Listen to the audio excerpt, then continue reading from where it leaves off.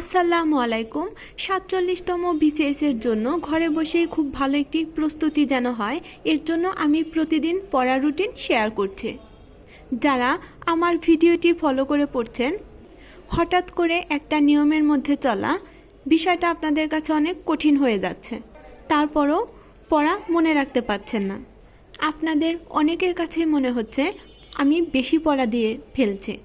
পড়াটা কিন্তু আসলেই বেশি না, কারণ আপনি যেভাবে একটি কাজ করবেন ঠিক আপনার কাজটা করতে করতেও ওই কাজ করাটা আপনার অভ্যাসে পরিণত হবে।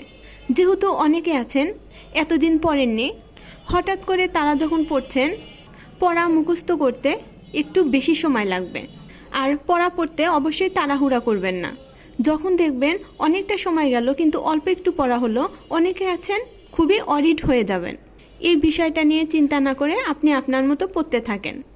একবার পড়লেই যদি পড়া মনে থাকতো, তাহলে আপনি আর কম্পিউটারের মধ্যে কোনো পার্থক্য থাকতো না।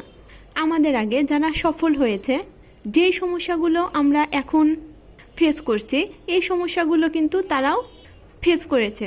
এর জন্য এই সমস্যাগুলোর মুখোমুখি হয়েই আমাদের সামনে এগিয়ে যেতে হবে। আর একই সাবজেক্ট আমরা প্রতিদিন পড়ব না।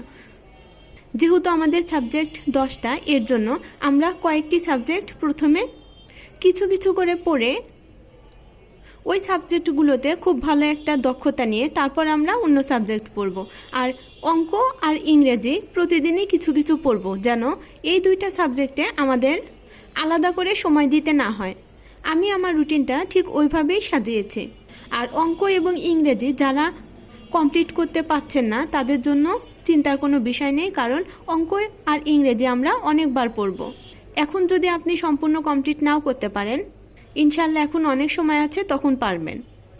বাংলাদেশ বিষয়াবলীর বাংলাদেশের জাতীয় বিষয়াবলী এই অংশটায় 6 নাম্বার আছে, মানে এই অংশটা থেকে 6টি প্রশ্ন থাকবে।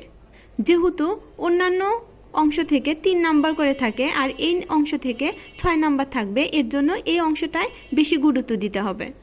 বিশেষ করে এবার মুক্তিযুদ্ধ থেকে প্রশ্ন হওয়ার সম্ভাবনা খুবই কম এবং এই অংশটা থেকে বেশি প্রশ্ন থাকার সম্ভাবনা আছে, তাই এই অধ্যায়টা বেশি গুরুত্ব দিবেন।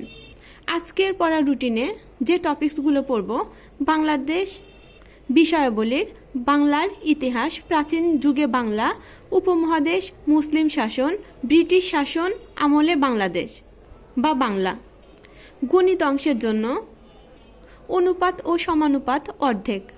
ইংরেজি গ্রুপ ভার্ব, আমি যে কিওয়ার্ডগুলো দিয়েছি এই কিওয়ার্ডগুলো প্রিভিয়াস কোশ্চেন আপনারা পড়বেন।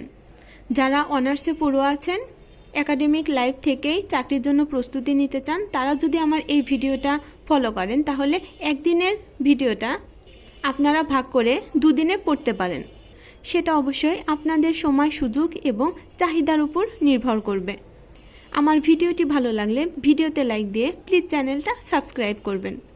ভিডিওটি দেখার জন্য ধন্যবাদ।